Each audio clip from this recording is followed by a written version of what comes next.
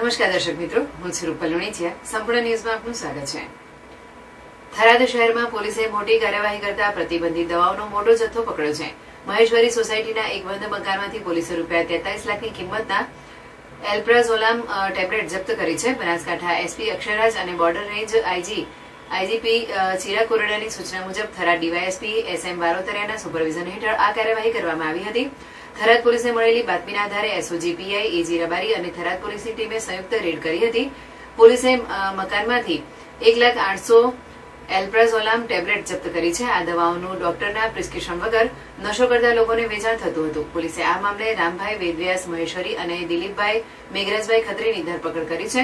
બંને આરોપી વિરુદ્ધ NDPS એક્ટ હેઠળ ઇન્ટરમીડિયેટ ક્વોન્ટિટીનો કેસ નોંધવામાં આવ્યો છે. રાજ્ય સરકારે પ્રતિબંધિત દવાઓના ગેરકાયદેસર વેચાણને રોકવા માટે રાજ્યભરમાં મેડિકલ સ્ટોર્સ પર કડક નજર રાખવાની સૂચના આપી છે.